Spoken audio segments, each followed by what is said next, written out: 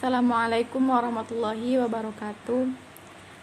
Alhamdulillahirrabbilalamin. Assalatu wassalamu ala asrafil anbiya wal mursalin wa ala alihi wa sahbihi wa salim ajmain.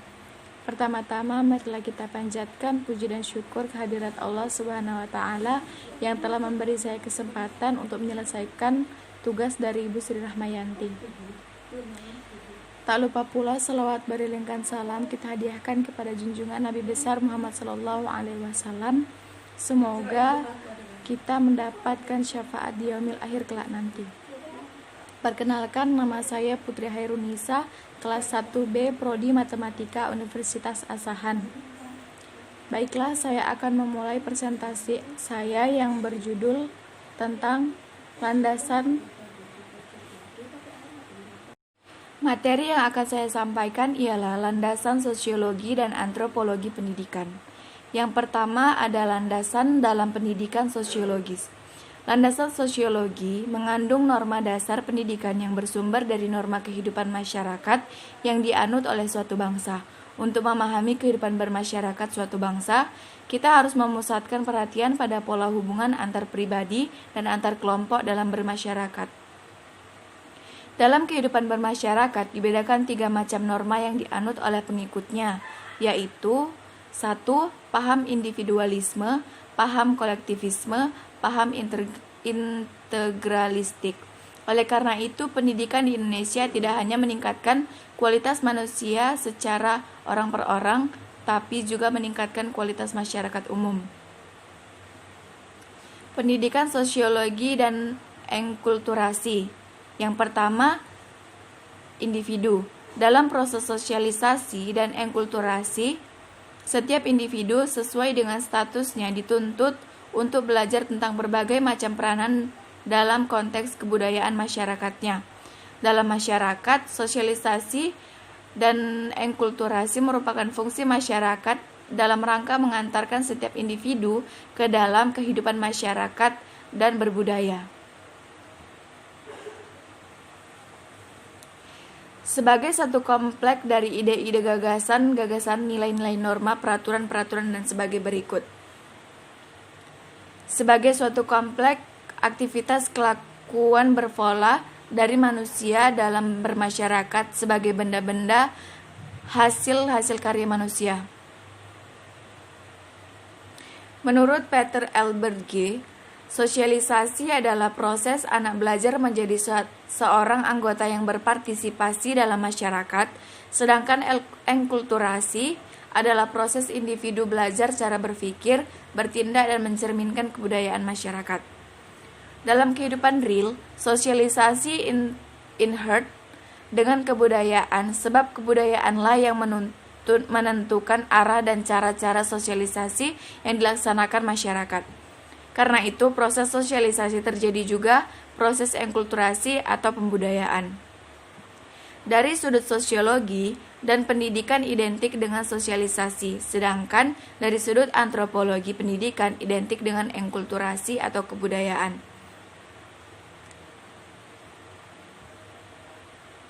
Pendidikan sebagai pranata sosial. Pranata sosial adalah perilaku terpola yang digunakan oleh suatu masyarakat untuk memenuhi kebutuhan dasarnya. Pranata pendidikan merupakan salah satu pranata sosial dalam proses sosialisasi atau enkulturasi untuk mengantarkan individu ke dalam kehidupan bermasyarakat dan berbudidaya, serta menjaga kelangsungan eksistensinya. Pendidikan adalah sarana penting bagi seseorang untuk mencapai sukses. Implementasi landasan pendidikan dari sudut pandang sosiologi dan antropologi.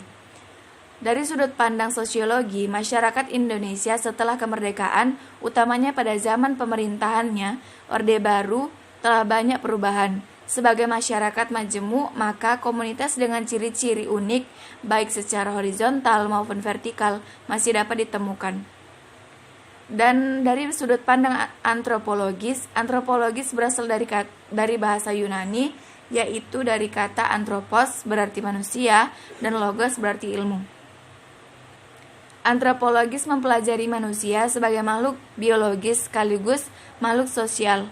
Antropologis memiliki dua sisi holistik, di mana meneliti manusia pada tiap waktu dan tiap dimensi kemanusiaannya. Arus utama inilah yang secara tradisional memisahkan antropologi dari disiplin ilmu kemanusiaan lainnya yang menekankan pada perbandingan atau perbedaan budaya antar manusia. Kemudian ada fungsi kajian landasan pendidikan sosiologi. Fungsi eksplanasi, menjelaskan atau memberikan pemahaman tentang fenomena yang termasuk ke dalam ruang lingkup pembahasannya. Untuk diperlukan konsep-konsep, proposisi mulai dari yang bercorak generalisasi, empirik sampai dalil dan hukum-hukum yang mantap, data dan informasi mengenai hasil penelitian lapangan aktual, baik dari lingkungan sendiri maupun dari lingkungan lain, serta informasi tentang masalah dan tantangan yang dihadapi. Fungsi prediksi, meramal kondisi dan permasalahan pendidikan yang diperkirakan akan muncul pada masa yang akan datang. Fungsi utilisasi, menangani permasalahan-permasalahan yang dihadapi dalam kehidupan masyarakat seperti masalah lapangan kerja dan pengangguran, konflik sosial, kerusakan lingkungan, dan lain-lain yang memerlukan dukungan pendidikan dan masalah penyelenggaraan pendidikan sendiri.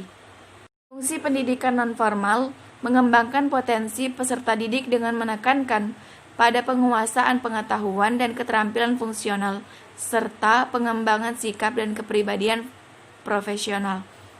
Ruang lingkup meliputi pendidikan kecakapan hidup, pendidikan anak usia dini, pendidikan kepemudaan, pendidikan pemberdayaan perempuan, pendidikan keaksaraan. Status pendidikan meliputi pelatihan, lembaga kursus, lembaga belajar, pusat kegiatan masyarakat, majelis taklim, dan lain-lain.